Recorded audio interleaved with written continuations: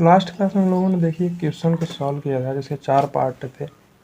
इन चारों पार्ट से हम लोगों ने एक एक कॉम्प्लेक्स नंबर को अलग अलग क्वाड्रेंट में रखते हुए एम्पलीट्यूड, आर्ग्यूमेंट और लीस्ट पॉजिटिव आर्ग्यूमेंट को कैलकुलेट किया था। आपको केवल कुछ बातों का क्लियरली ध्यान रखना है। सबसे पहली बात यह है, आपको जब भी कोई कॉम्प्लेक्स नंबर दिया जाएगा और उसका आपको आर्ग्यूमेंट या एम्पलीट्यूड या कुछ भी फाइंड आउट करना होगा, मॉडुलस तक फाइंड आउट करना होगा, आप सबसे पहले उस पॉइंट को कॉम्प्लेक्स प्लेन में प्रदर्शित कर लेंगे। कॉम्प्लेक्स प्लेन में दर्शाने के बाद आप आसानी से उसका कोई भी मान निकाल सकते हैं। एम्पलीट्यूड, आर्ग्यूमेंट दोनों ही जो होते हैं ये होते हैं पॉजिटिव रियल एक्सिस से धनात्मक वास्तविक अक्ष से ओपी लाइन के एंगल होते हैं। अब ओपी लाइन क्या है? पी यानी जो कॉम्प्लेक्स नंबर है वो पॉइंट के किसी पॉइंट को डिनोट करेगा, पी एक्स कोमा वाई होगा, वही कॉम्प्लेक्स नंबर जेड होगा। तो उस पॉइंट की ओरिजिन से जो डिस्टेंस होती है उसी को ओपी बोलते हैं। तो ये हम ओपी लाइन को क्या कर सकते हैं, उसी को मॉडुलस जेड भी बोलते हैं। ये ओपी लाइन को आपको बनाना है और उसी ओपी लाइन का एंगल हमको लिखना है कहाँ से? Positive real axis. इतना अगर हम लोग फाइंड आउट कर लेंगे तो हमारा काम हो जाएगा। ठीक है, तो आज भी कुछ क्वेश्चन को सॉल्व करते हैं, 3-4 क्वेश्चन और सॉल्व करेंगे। उसके बाद हम लोग नेक्स्ट क्लास में क्या करेंगे, नए टॉपिक पर मूव करेंगे जो कि होगा polar form of complex numbers. ठीक है, एक बार रिकॉल करा देते हैं आप लोगों को। देखिए यहाँ पे आर्ग्यूमेंट और एम्पलीट्यूड को जब हम लोगों ने शुरुआत किया था तो ये बोला था कि आर्ग्यूमेंट किसी कॉम्प्लेक्स नंबर का यूनिक वैल्यू नहीं होता। अगर किसी कॉम्प्लेक्स नंबर के लिए आप एक आर्ग्यूमेंट निकाल ले रहे हैं, सपोज आप 60 डिग्री किसी कॉम्प्लेक्स नंबर का आर्ग्यूमेंट बोल रहे हैं, तो 60 डिग्री अगर बोल रहे हैं तो साथ में 2n पाई प्लस 60 डिग्री, जहाँ p n इंटीजर होगा, ये भी उसका आर्ग्यूमेंट होगा। तो यूनिक वैल्यू नहीं है आर्ग्यूमेंट। बट एम्पलीट्यूड क्या है? यूनिक वैल्यू है। एम्पलीट्यूड की वैल्यू -पाई से पाई के बीच में आएगी। तो इसके बीच में हम लोग एंगल निकाल लेंगे। तो ये रेंज जो होती है, क्यों होती है इसके लिए डिस्कशन हम लोग कर चुके हैं। ये रेंज क्यों होती है? क्योंकि जब तक सेकंड क्वाड्रेंट में रहेगा हमारा कॉम्प्लेक्स नंबर तब तक एंगल 180 डिग्री से कम रहेगा। ठीक है, जब नेगेटिव रियल एक्सिस को टच कर देगा तब जाके 180 डिग्री हो जाएगा। सेम अगर जैसे थर्ड क्वाड्रेंट में हम लोग जाएंगे, थर्ड क्वाड्रेंट में यहाँ पे जाएंगे तो हमारे पास 2 रास्ते हैं, एक ये आने का है, एक ये। तो इस रास्ते पर आपको 180 डिग्री से ज़्यादा चलना पड़ेगा। हम लोग क्या करना चाहते हैं? कंप्रेस करना चाहते हैं अपना रेंज। अगर हमारा कंप्रेस रहेगा तो अच्छे से डिस्कशन हो पाएगा। एक -पाई से पाई के बीच में हम लोग कोई एक एंगल ही पा पाएंगे किसी कॉम्प्लेक्स नंबर के लिए। उसी एंगल से हम लोग क्या कर सकते हैं? डिफाइन कर सकते हैं। ठीक है, तो इसके बाद एक और इम्पॉर्टेंट पॉइंट बोले थे कि by using modulus and argument of a complex number. तो किसी कॉम्प्लेक्स नंबर का आपको आर्ग्यूमेंट पता है, किसी कॉम्प्लेक्स नंबर का मॉडुलस पता है, तो आप उस कॉम्प्लेक्स नंबर की सारी इन्फॉर्मेशन दे सकते हैं। मॉडुलस पता होने का मतलब क्या है? मूल बिंदु से उस कॉम्प्लेक्स नंबर की दूरी आपको पता है। और आर्ग्यूमेंट पता होने का मतलब क्या है? उसका डायरेक्शन पता है कि वो पॉजिटिव रियल एक्सिस से कितने एंगल पर है। ठीक है, और क्लॉकवाइज का एंगल मतलब नेगेटिव, एंटी क्लॉकवाइज एंगल का मतलब पॉजिटिव। तो इतना मोर देन सफिशिएंट है। आज हम लोग क्या करते हैं, कुछ क्वेश्चंस को और सॉल्व करते हैं। उसके बाद आपको कॉन्सेप्ट में क्लियरिटी ऑटोमेटिकली आने लगेगी। ठीक है, देखिए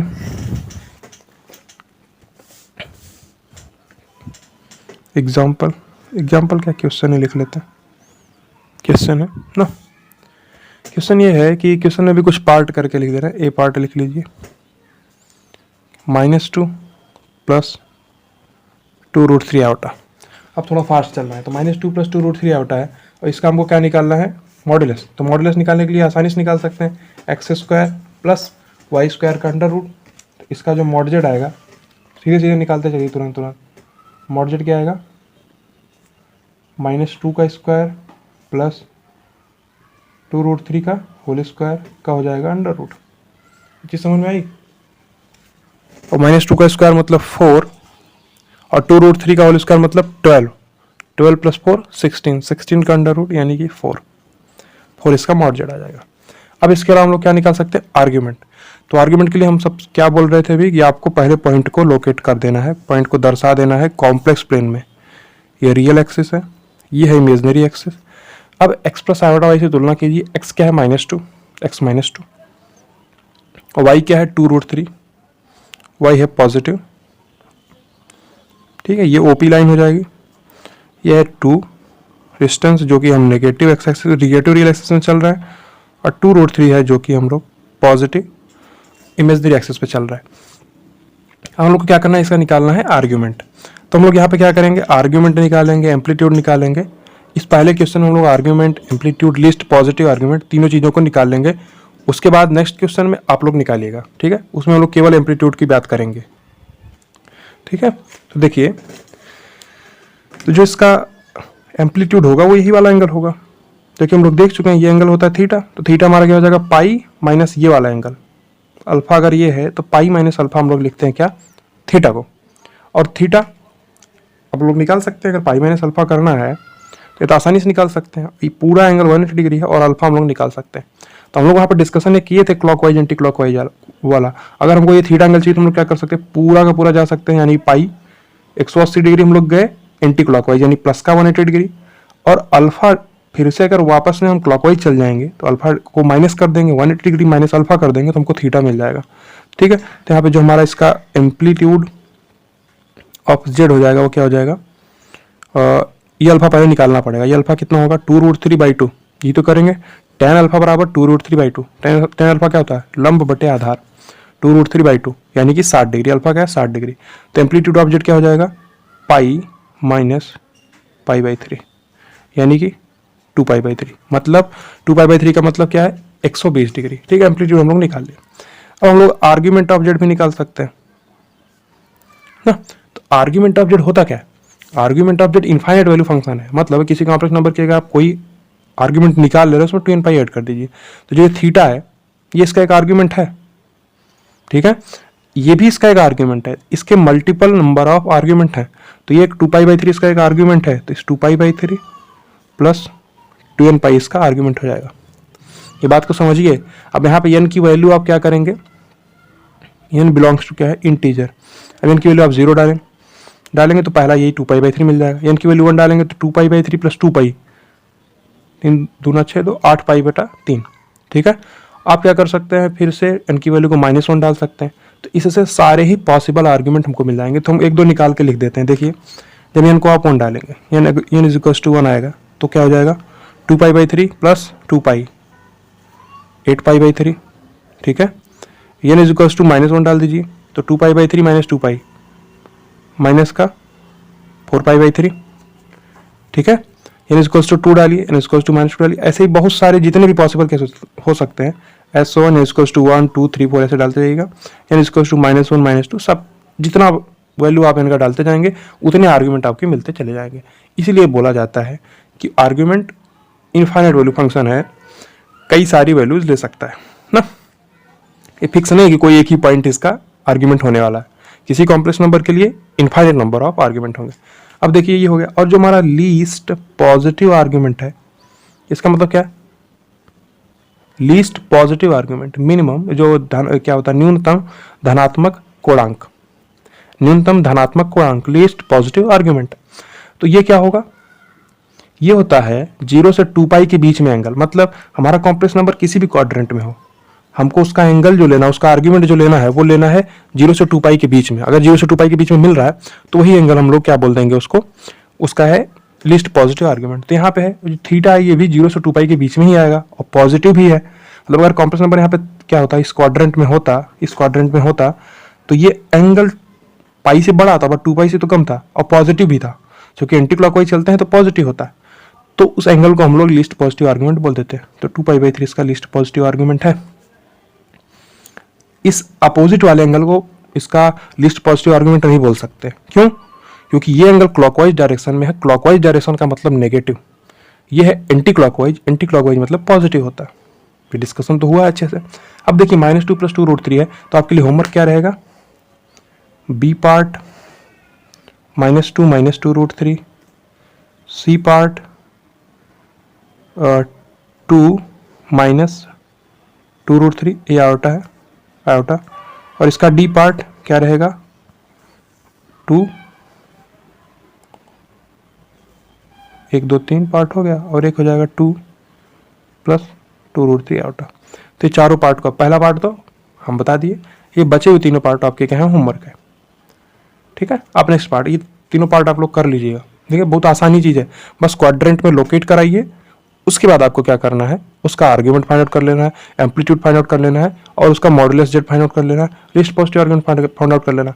तो अगर इतना चारों चीज़ आप बार बार फाइंड आउट कर लेंगे तो आपको कभी कन्फ्यूजन नहीं होगा।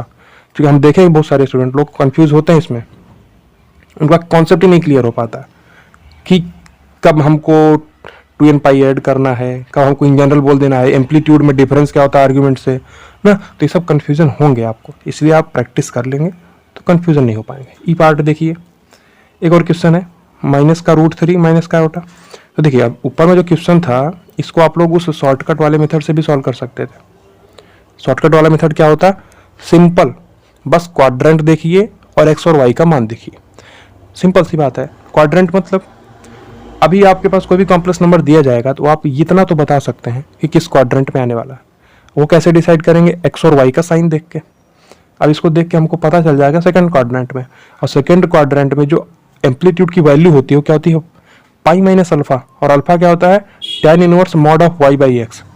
ठीक है, तो अगर हम लोग अल्फा फाइंड आउट कर लेंगे तो हम लोग आराम से एम्पलीट्यूड फाइंड आउट कर सकते हैं। ये बात समझ में आई कि नहीं, सिंपली एकदम आसानी से निकाल सकते हैं। उस वाले मेथड से भी जा सकते हैं, बट वो वाला मेथड हम रिकमेंड नहीं कर रहे हैं, क्योंकि आपको बेसिक पता होना चाहिए किस पॉइंट कैसे है और एंगल कैसे हम लोग निकाल रहे हैं।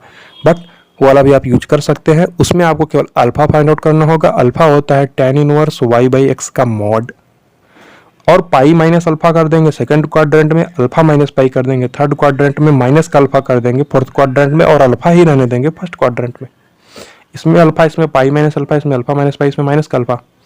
ठीक है, ये माइनस का रूट 3 माइनस आयोटा। यहाँ पे एक्स की वैल्यू क्या है हमारी, माइनस का रूट 3 है, और वाई की वैल्यू क्या है, माइनस का 1 है। तो इसको देखते हमको समझ में आना चाहिए थर्ड क्वाड्रेंट में जाएगा। थर्ड क्वाड्रेंट में अगर जाएगा ये और ये, ठीक है, ये पॉइंट P है, ये पॉइंट O है, तो ये OP लाइन है, और ये कितना है, रूट 3, और ये 1 है। ये पॉइंट समझ में आ रहा है ना। तब हमको अगर इसका आर्ग्यूमेंट या एम्पलीट्यूड सब कुछ निकालना है, और बाकी और सब जैसे हम केवल एम्पलीट्यूड निकालते हैं, उसके अलावा जो सब है argument, least positive argument, modulus, ये सब आप लोग फाइंड आउट कर सकते हैं आसानी से। ये है, ये यही एंगल इसका क्या होगा, एम्पलीट्यूड होगा थीटा। अब थीटा क्योंकि क्लॉकवाइज डायरेक्शन में है, तो जो इसका एम्पलीट्यूड होगा, एम्पलीट्यूड ऑफ जेड क्या होगा, माइनस का थीटा। थीटा हम लोग निकाल सकते हैं आसानी से, तो माइनस का थीटा, माइनस लिखने का मतलब डायरेक्शन बता दिए, और थीटा निकाल सकते हैं। क्योंकि ये एंगल कितना होगा, रूट 3 है, 1 है, 60 डिग्री है। रूट 3 और 1 60 डिग्री, लंब बटे आधार 10 अल्फा, और अल्फा यहाँ से 60 डिग्री हो जाएगा। 60 डिग्री मतलब पाई बाई 3, पूरा पाई है तो 2 पाई बाई 3, आसानी से माइनस का 2 पाई बाई 3। ये पॉइंट आसान है। हम लोग इस एंगल को क्यों नहीं बोले इसका एम्पलीट्यूड, क्योंकि ये वाला एंगल, अगर इस एंगल की बात करेंगे हम लोग, ये वाला एंगल, तो ये एंगल क्या है, 180 डिग्री से ज़्यादा है, बट हम लोग का जो एम्पलीट्यूड होना चाहिए वो माइनस के 180 डिग्री से प्लस के 180 डिग्री के बीच में आना चाहिए, और 180 डिग्री इंक्लूडेड होगा, माइनस का 180 डिग्री इंक्लूडेड नहीं होगा। ये बात समझ में आ रही है ना। इसलिए हम लोग इसको नहीं लिया। इसको लेंगे कब, जब हम लोग को लीस्ट पॉजिटिव आर्ग्यूमेंट निकालना होगा। तो लीस्ट पॉजिटिव आर्ग्यूमेंट के केस में हम लोग ये वाला एंगल ले सकते हैं, क्योंकि ये 2 पाई से कम है, 0 से बड़ा है, धनात्मक भी है। ठीक है, रियल इमेजिनरी, ई पार्ट था। और इसके और जो बचे हुए पार्ट हैं सब आप निकाल सकते हैं ना। एफ क्या हो जाएगा, माइनस का रूट 3 प्लस आयोटा, उन सबको निकालिएगा आप। जी हो जाएगा रूट 3 प्लस आयोटा, और एच हो जाएगा रूट 3 माइनस आयोटा। ये आपके लिए क्या रहेगा, होमवर्क। ठीक है, इतना होमवर्क आप, इतना प्रैक्टिस आपको खुद करना है। इतना प्रैक्टिस कर लेंगे आपको कभी दिक्कत नहीं आने वाला इस क्वेश्चन। ठीक है, और आई पार्ट देखिए, आई पार्ट होगा क्वेश्चन का, ये है माइनस का 2 आयोटा। इसका हमको बताना है क्या, amplitude, argument, least positive argument, modulus. Minus का 2 आयोटा कहाँ पे आएगा, चूंकि इसका रियल पार्ट 0 है, इसके लिए एक्स है 0, वाई है क्या, माइनस का 2, तो ये आ जाएगा यहाँ पे। ये रियल एक्सिस है, ये इमेजनरी एक्सिस है। एक्स की वैल्यू 0, वाई की वैल्यू -2, मतलब यहाँ कहीं पॉइंट आएगा। ये -2 पॉइंट है, -2। ठीक है, 0, -2 इस पॉइंट का निर्देशांक है, किसी भी पॉइंट का, इस पी पॉइंट का निर्देशांक आप लोग लिख सकते थे। ठीक है, तो निर्देशांक भी हम लोग लिख सकते हैं। ये कॉम्प्लेक्स नंबर है हमारा, ये वाला माइनस का 2 आयोटा। अब हमको क्या करना है, इसका निकालना है एम्पलीट्यूड। हम एम्पलीट्यूड निकालेंगे, बची हुई चीज़ें आप निकालेंगे। हम एम्पलीट्यूड निकालेंगे, बची हुई चीज़ें आप निकालेंगे। तो एम्पलीट्यूड क्या, देखिए दो रास्ता है, एक ये आ सकते हैं, बट इस वाले एंगल पे आपको 270 डिग्री घूमना पड़ेगा, यानी 3π/2 घूमना पड़ेगा, बट वो नहीं करेंगे क्योंकि हमको जो एम्पलीट्यूड के लिए एंगल माइनस के 180 डिग्री से प्लस के 180 डिग्री के बीच में ही रहना चाहिए। तो ये एंगल जो है थीटा, तो माइनस का थीटा ही हमारा एम्पलीट्यूड हो जाएगा। तो इसके लिए हमारा जो एम्पलीट्यूड हो जाएगा वो क्या हो जाएगा, एम्पलीट्यूड ऑफ जेड माइनस का 90 डिग्री, या माइनस का π/2 भी बोल सकते हैं आप इसको। ये पॉइंट क्लियर हुआ, ठीक है। अब आई हो गया, बचा हुआ पार्ट कौन सा है, जे। जे क्या लिखना है इसमें, इसी में जे नहीं लिख रहे इसको, इसी आई माइनस की 2 आयोटा के लिए आपको क्या करना है, आर्ग्यूमेंट और मॉडुलस और लीस्ट पॉजिटिव आर्ग्यूमेंट, ये सब भी फाइंड आउट करना है, ठीक है। लीस्ट पॉजिटिव आर्ग्यूमेंट के लिए आपको हिंट दे रहे हैं, क्या करना है, लीस्ट पॉजिटिव आर्ग्यूमेंट का मतलब ये पूरा का पूरा एंगल जो 3π/2 यानी 270 डिग्री है, ये इसका लीस्ट पॉजिटिव आर्ग्यूमेंट हो जाएगा। क्यों, क्योंकि वो धनात्मक एंगल है, 0 से 2π के बीच में है, ठीक है, इसलिए ऐसा कर सकते हैं। ये आई पार्ट हो गया। अभी एकदम सिंपल एग्जांपल लिए जिसमें x plus iota y directly दिख रहा था, और पार्ट के क्वेश्चन कर लेते हैं। तो आई पार्ट तक है, इसके जितने सारे पॉसिबल केसेस हो सकते हैं वो सब आप लोग करिएगा, ठीक है, करना है ना पक्का, ठीक है, कर लीजिएगा। अब देखिए नेक्स्ट क्वेश्चन पे चलते हैं हम लोग।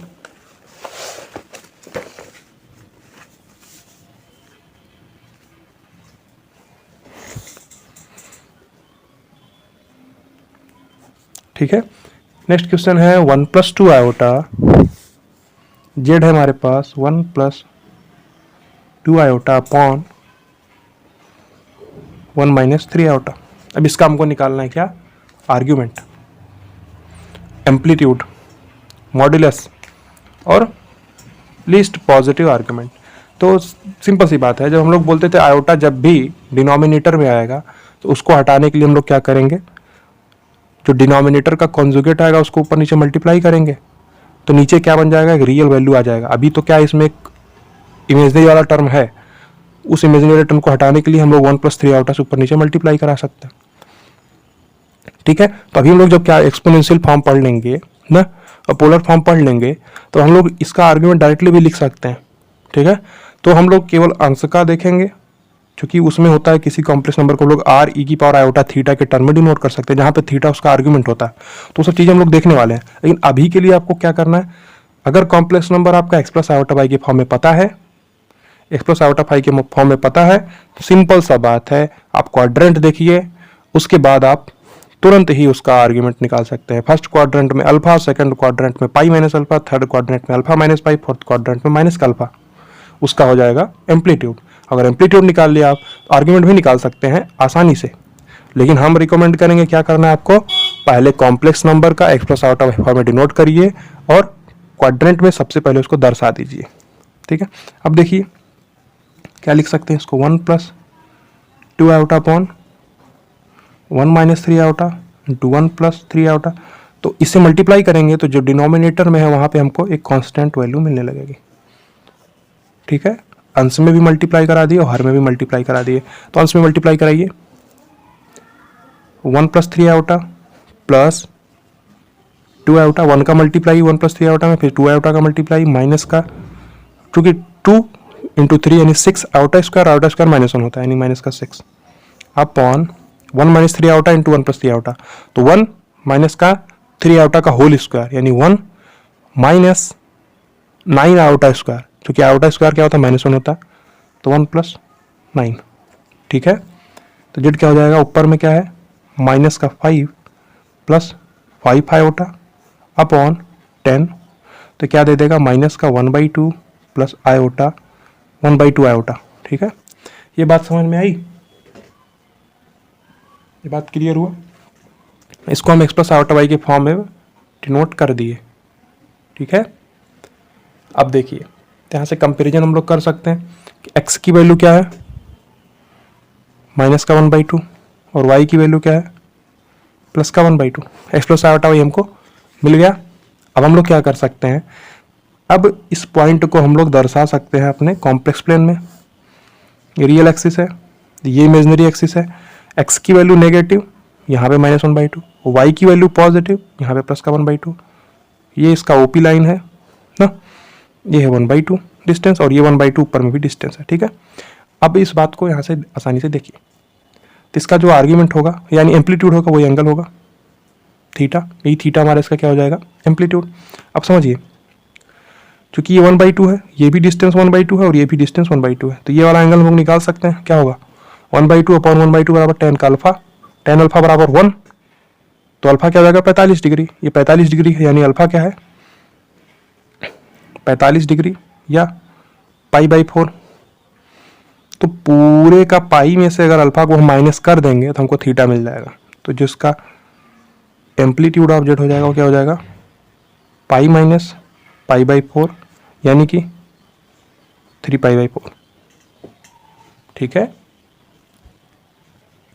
ठीक है, तो एम्पलीट्यूड हम फाइंड आउट कर लिए हैं। अब आप लोग इसका मॉड्यूलस फाइंड आउट कर सकते हैं, आर्ग्यूमेंट भी फाइंड आउट कर सकते हैं। आर्ग्यूमेंट के लिए आपको क्या करना है, इस 3π/4 में बस 2n ऐड कर दीजिए, आर्ग्यूमेंट आ जाएगा, लीस्ट पॉजिटिव आर्ग्यूमेंट यही वैल्यू हो जाएगी, ठीक है। इतना पार्ट क्लियर हुआ। नेक्स्ट क्वेश्चन देख लीजिए, बस प्रैक्टिस कर लेना है। जेड है हमारे पास 2 + 6√3 आयोटा अपॉन 5 + √3 आयोटा। सेम जैसे ऊपर प्रोसीजर फॉलो किए हैं वही प्रोसीजर हमको यहाँ भी फॉलो करना है। क्या करना है हमको, मॉड्यूलस फाइंड आउट करना है और एम्पलीट्यूड आर्ग्यूमेंट सब कुछ फाइंड आउट करना है। सिंपल सी बात है, 5 - √3 आयोटा से ऊपर नीचे मल्टीप्लाई करेंगे, कॉन्जुगेट से मल्टीप्लाई करा के सॉल्व कर देंगे। देखिए 2 + 6√3 iota into 5 - √3 iota upon 5 + √3 iota. ये कॉन्जुगेट से मल्टीप्लाई क्यों करते हैं हम लोग, इसलिए करते हैं कि जो डिनोमिनेटर है वहाँ पे आयोटा का टर्म ना रह जाए। डिनोमिनेटर में अगर आयोटा का टर्म रहता है तो हम लोग x + आयोटा y में उसको प्रदर्शित नहीं कर पाएंगे। ऊपर में मल्टीप्लाई करा दीजिए, 10 - 2√3 आयोटा प्लस 30√3 आयोटा ना, मल्टीप्लाई करा रहे 2 × 5 10 - 2√3 आयोटा 30√3 आयोटा और माइनस का 18 तो प्लस का 18 हो जाएगा 6, ठीक है। √3 × √3 3 बनाएगा, 6 × 3 यानी 18 और आयोटा स्क्वायर -1 होता है अपॉन में 5 a + b × a - b का फॉर्म है यानी कि 5 का स्क्वायर माइनस √3 आयोटा का होल स्क्वायर। जेड क्या हो जाएगा, ऊपर में क्या बच रहा है 28 प्लस 28 √3 आयोटा अपॉन में 25 और प्लस 3 हो जाएगा 28 यानी कि 1 + √3 आयोटा। तो अब ये 1 + √3 आयोटा यहाँ से हमको मिल गया, ये x + आयोटा y के फॉर्म का है जहाँ पे x1 है और √3 है। तो पीछे ऐसा एग्जाम्पल हम लोग कर भी चुके हैं, ठीक है। इसके बाद आप लोग आसानी से निकाल सकते हैं, ठीक है। इसके बाद आपका काम है, आपको आपके ऊपर छोड़ देते हैं इसको, ठीक है। तो इसके बाद आप लोग फाइंड आउट कर ही सकते हैं, 1 + √3 आयोटा मिल चुका है, उसके बाद आसानी से मिल सकता है। फर्स्ट क्वाड्रेंट में है, सीधे ही हो जाएगा ये 60 डिग्री यानी π/3 ना। तो अगर आप लोग एम्पलीट्यूड निकाल लिए, argument, least positive argument, modulus सब निकाल सकते हैं। मॉडुलस तो डायरेक्टली 2 दिख रहा है इसका। अब इस क्वेश्चन को देखिए, इसका हमको क्या निकालना है, फाइंड एम्पलीट्यूड ऑफ z, ठीक है। तो इसमें हम लोग को क्या करना है, एम्पलीट्यूड फाइंड आउट करना है ना। तो ये अच्छा क्वेश्चन है क्योंकि इसमें आपको सबसे पहले स्क्वायर रूट वाला कॉन्सेप्ट लगाना पड़ेगा। आफ्टर दैट आप लोग amplitude of Z find out कर सकते हैं। तो स्क्वायर रूट ऑफ वाला कॉन्सेप्ट लगाने से के लिए हम लोगों ने देखा था कि 3 मेथड हम लोग देख चुके हैं। पहला मेथड था उसमें फार्मूला, डायरेक्टली फार्मूले में पुट करिए। अगर a + आयोटा भी है तो a + आयोटा भी है तो a को पुट करिए और b को पुट करिए, उस फार्मूले में आप x और y फाइंड आउट कर जाएंगे तो वहाँ से आंसर आ जाएगा। फिर दूसरा मेथड हम लोगों ने देखा था कि जो टर्म होगी इसको हम लोग x + आयोटा y मानेंगे और सॉल्व कराएंगे, दोनों साइड स्क्वायर करा के x और y का मान निकाल लेंगे, है ना। लेकिन तीसरा मेथड जो सबसे इम्पॉर्टेंट मेथड है, जैसे सबसे जल्दी आंसर आएगा, वो हम लोग ज़्यादा प्रेफरेंस उसको देने वाले हैं क्योंकि उससे आंसर तुरंत आ जाएगा। वही चीज़ हम लोग यहाँ पर लगाने वाले हैं। तो जो शुरू का 2 मेथड है वो इसमें नहीं अप्लाई करेंगे क्योंकि उसको अप्लाई करने में काफ़ी मेहनत लगेगा। लगा सकते हैं, आप लोग ट्राई कर सकते हैं क्या कि इस चीज़ को आप मानेंगे x + आयोटा y, दोनों साइड स्क्वायर कराएंगे सॉल्व करा के एक्स और वाई का मान निकाल लेंगे तो आपको आंसर मिल जाएगा। लेकिन हम लोग क्या करने वाले हैं, डायरेक्टली पूर्ण वर्ग बनाएंगे, होल स्क्वायर बनाएंगे। पूर्ण वर्ग बनाने के बाद अंडर रूट, सिंपल सी बात है कि किसी के ऊपर अंडर रूट लगा हुआ है और उस अंदर वाली टर्म को अगर हम पूर्ण वर्ग की फॉर्म में बना दें तो हमारा काम आसान हो जाएगा, सीधे उसका अंडर रूट निकल जाएगा ना। तो वही चीज़ हमको यहाँ पे करना है। देखिए अब 20 आयोटा माइनस का 21 है। अगर सबसे पहले हम लोग इसका अंडर रूट फाइंड आउट कर लें तो हमारा इसका भी निकल जाएगा कुछ उसी हिसाब से। देखिए तो हम कैसे बताए थे क्या करना होता है आपको, जैसे 20 दिख रहा है आपको, तो जो आयोटा वाला टर्म होता था उस आयोटा वाले टर्म को हम 2ab के फॉर्म का बनाने का प्रयास करते थे, और जो साथ में ये वाली वैल्यू होती थी उसको हम क्या करते थे, a square plus b square के फॉर्म का बनाने का प्रयास करते थे। 20 आयोटा है, इसको हम लोग क्या बनाएंगे, 2 इंटू ए इंटू बी के फॉर्म का। देखिए 2 इंटू 2 इंटू 5 इंटू आयोटा, ठीक है, 2 दूना 4 पंचे 20 आयोटा, ठीक है, ये ठीक है, समझ में आ रहा है ना। इसको ऐसे ओपन करके लिख सकते हैं। अब हमको इनमें से कोई भी ऐसा निकालना है, एक ए निकालना है और एक बी निकालना है, जिससे ए स्क्वायर प्लस बी स्क्वायर करने पे हमको माइनस का 21 मिल जाए। यही तो तरीका है करने का। तो क्या कर सकते हैं हम लोग, ये कर सकते हैं, देखिए ऐसा लिख सकते हैं, 5 आयोटा का होल स्क्वायर प्लस 2 का whole square plus 2 into 5 iota into 2, ठीक है, और फिर इसका लगा हुआ है अंडर रूट। ये पॉइंट समझ में आया, क्योंकि ये क्या बनाएगा, 5 आयोटा का होल स्क्वायर यानी 25 आयोटा स्क्वायर, आयोटा स्क्वायर क्या होता है -1, तो माइनस का 25 बनाएगा। ये चीज़ क्या बनाने वाला, माइनस का 25, और ये क्या बनाएगा, प्लस का 4, तो माइनस का 25 प्लस का 4 यानी माइनस का 21 मिल जाएगा, ठीक है। तो यहाँ से हमको -21 मिल जा रहा है, और हमको ये a square plus b square plus 2ab का फॉर्म मिल गया ना। देखिए a square plus b square plus 2ab, तो ये क्या है, ए प्लस बी का होल स्क्वायर बन जाएगा, फिर इसी का अंडर रूट लगा हुआ है। ये चीज़ समझ में आ रही कि नहीं आपको, ये क्या है, 5 आयोटा प्लस 2 का होल स्क्वायर और फिर लगा हुआ है इसी का अंडर रूट, तो क्या मिल जाएगा, हम लोग देख चुके हैं, प्लस माइनस 5 आयोटा प्लस 2। तो हम लोग पिछली किसी क्लास में देखे थे कि अगर एक रियल नंबर है जो कि एक्स स्क्वायर एक्स है, उसका एक्स स्क्वायर का अंडर रूट की हम बात करेंगे तो हमेशा मॉड एक्स मिलता है अगर रियल नंबर है। लेकिन अगर कोई कॉम्प्लेक्स नंबर है जेड, तो जेड स्क्वायर का जो अंडर रूट होता है मॉड जेड होता है। ये चीज़ का डिस्कशन हम लोग देख चुके हैं, कितना बारीक सा डिफरेंस है। क्योंकि जो कॉम्प्लेक्स नंबर चैप्टर है ये स्टार्ट ही एक गलत चीज़ से होता है। गलत चीज़ इन द सेंस कि जो जिस पॉइंट से हम लोग स्टार्ट करना शुरू करते हैं कॉम्प्लेक्स नंबर को, वो पॉइंट मैथ में कहीं नहीं यूज करते हम लोग जनरली। जैसे आप लोग क्वाड्रेटिक इक्वेशन पढ़ेंगे या आप लोग कोई भी चैप्टर पढ़ेंगे, फंक्शन पढ़ेंगे, आईटीएफ पढ़ेंगे, तो हम लोग कहीं भी ऐसा नहीं यूज करते कि आयोटा का टर्म आ जाए। तो आयोटा का टर्म कहीं नहीं आता। आयोटा अपने आप में ही एक कंट्रोवर्शियल चीज़ जैसा है, क्योंकि अंडर रूट के अंदर में नेगेटिव आ रहा है ना। तो वो गलत चीज़ से ही चैप्टर शुरू होता है। गलत चीज़ इन द सेंस समझिए क्या है गलत चीज़ का मतलब, कि रियल वर्ड से अलग है, कॉम्प्लेक्स वर्ड है ना। कॉम्प्लेक्स मतलब ही जटिल होता है। ये स्टार्ट करने का चैप्टर यहीं से स्टार्ट होता है आयोटा के मान से। इस वजह से हम लोग यहाँ पे कुछ अनएक्सपेक्टेड चीज़ें भी हो सकती हैं। जैसे आप एक्स स्क्वायर का अंडर रूट, हम लोग हमेशा बोलते हैं क्या, कि जो भी एक अंडर रूट वाला टर्म आने वाला है, कोई भी अंडर रूट, जैसे अंडर रूट ऑफ एक्स लिखा हुआ है तो ये हमेशा एक पॉजिटिव नंबर होगा। तो ग्राफ बना के हम लोग देखे थे कि y is equals to under root x का ग्राफ क्या होता है, बना के देखे थे हम लोग। Y is equals to x, y square equals to x का भी ग्राफ बना के देख चुके हैं। तो ये सब चीज़ें हम लोग देख चुके हैं डिटेल में। तो किसी भी रियल नंबर का एक्स स्क्वायर है और अंडर रूट लेना उसका, तो मॉड एक्स मिलेगा।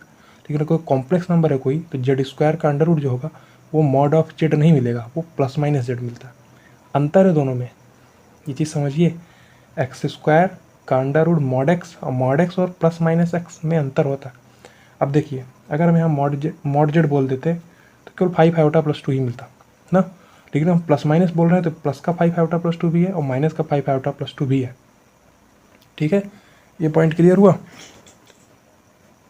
ठीक है, अब देखिए, तो 5 आयोटा प्लस 2 प्लस माइनस मिल गया हमको, है ना। अब हम लोग सेम उसी प्रकार से इस वाले अंडर रूट को भी निकाल सकते हैं। देखिए क्या है, 20 आयोटा प्लस 21 का अंडर रूट है। तो एक हिंट तो हमको मिल ही गया है, ये 2 × 2 × 5 बनेगा और हमको प्लस का 21 चाहिए, तो क्या कर सकते हैं हम, इस बार आयोटा 2 के साथ में दे देंगे, तो यहाँ पे -4 बना देगा और 25 - 4 21 बन जाएगा, यानी कि 5 का स्क्वायर प्लस 2 आयोटा का स्क्वायर प्लस 2 × 5 × 2 आयोटा। ये चीज़ दिख रही ना आपको, ये आप लोग प्रैक्टिस कर लेंगे तो ऑटोमेटिकली आपको देखने लगेगा। ये क्या है, 2 × 2 × 5 × आयोटा, इस प्रकार से लिखते हैं इसको। और जो प्लस का 21 है, इसको ऐसे बना सकते हैं, 5 का स्क्वायर प्लस 2 आयोटा का स्क्वायर। और ये टर्म हमारा इसमें दिख भी रहा है क्या, 5 और 2 आयोटा, 5 और 2 आयोटा हमको दिख भी रहा। तो ये क्या बना देगा, a square plus b square plus 2ab, यानी कि a प्लस b का होल स्क्वायर।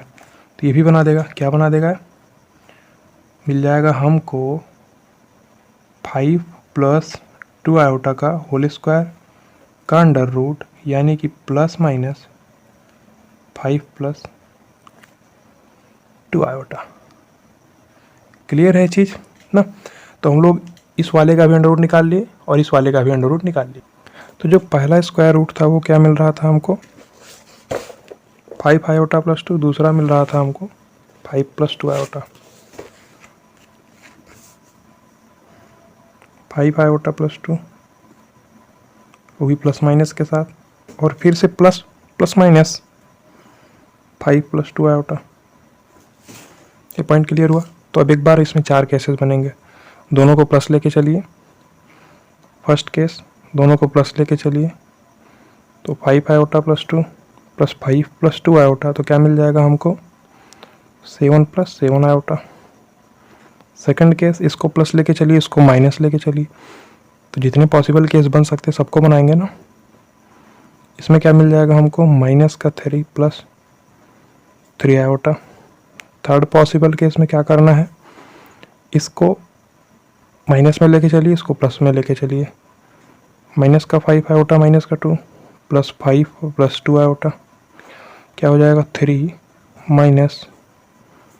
3 आयोटा। सिंपल है, बहुत सिंपल है। सारे पॉसिबल केसेस को हम लोग कंसिडर कर रहे हैं।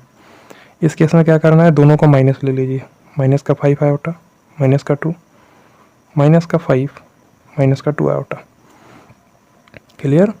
ये क्या बना देगा, -7 -7 आयोटा। क्लियर है।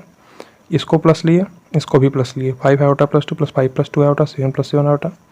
इसको प्लस लिए, इसको माइनस लिए, चूँकि प्लस माइनस लगा हुआ मतलब दोनों वैल्यू ये ले सकता है, यही प्लस माइनस लगा तो दोनों वैल्यू ये भी ले सकता है। तो 4 पॉसिबल केसेस बनेंगे, plus plus plus minus minus plus minus minus, plus minus लिए, ये केस बना।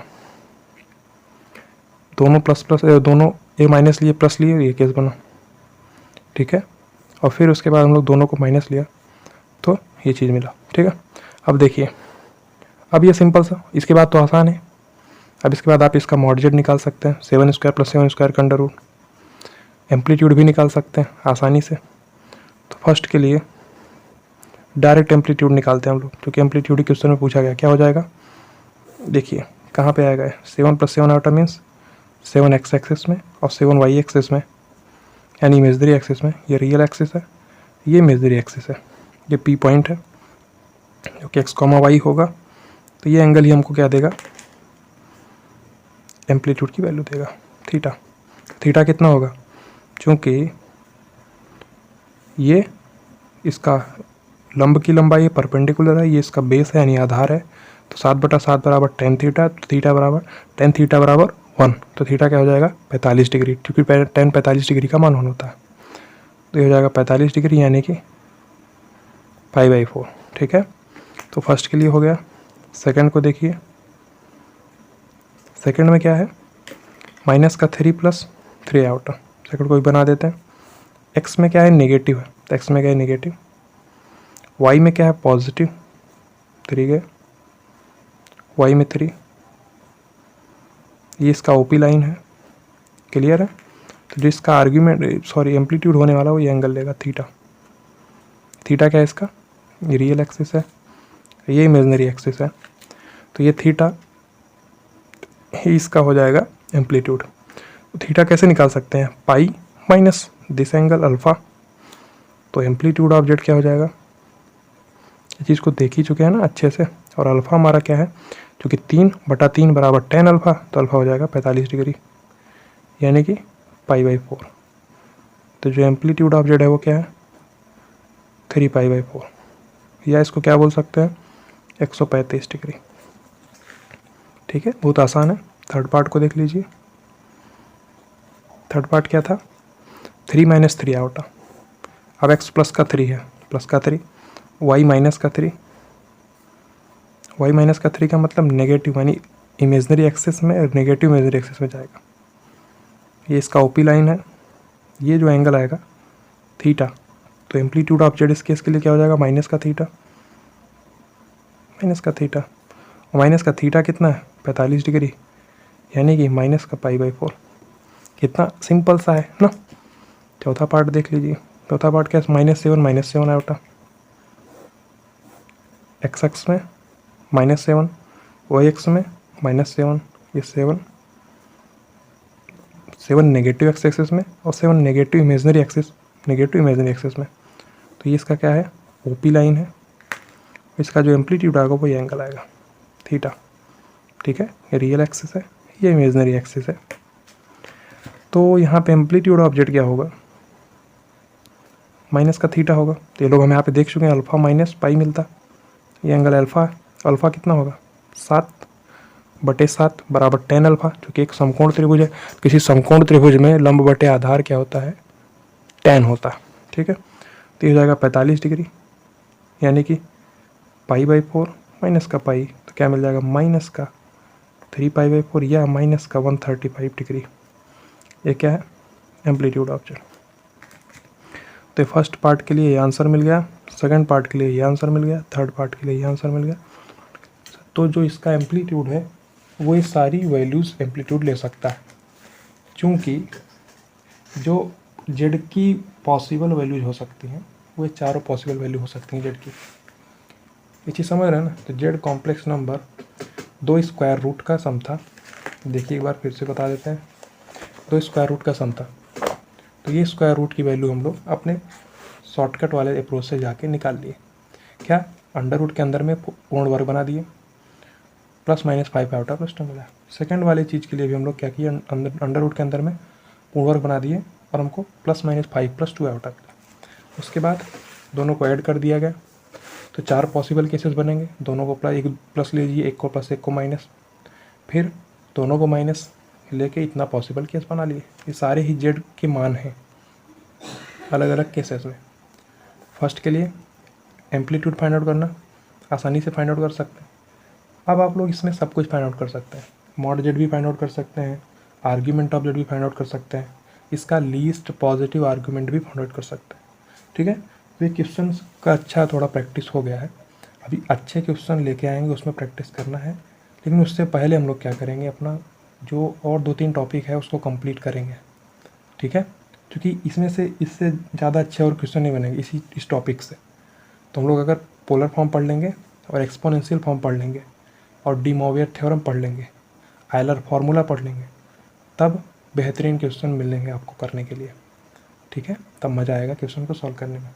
अभी के लिए क्लास को ख़त्म करते हैं, उसके बाद हम लोग मिलेंगे नेक्स्ट क्लास में। और इस क्लास में हम लोग क्या करेंगे, polar form of complex number start करेंगे और पोलर फॉर्म को बहुत डिटेल में देखने वाले हैं। ठीक है, पोलर फॉर्म, आयलर फार्मूला ना, डी मोवियर थ्योरम, फिर nth रूट ऑफ यूनिटी भी हम लोग को उसके बाद में देखना है। तो हर चीज़ को बहुत ही डिटेल में देखना है। आप शुरू से देख रहे हैं कितना आसानी से हम लोग एक एक चीज़ को कंप्लीट कर रहे हैं, बहुत आसानी से। ठीक है, तो ऐसे ही आगे वाले टॉपिक्स भी होने वाले हैं।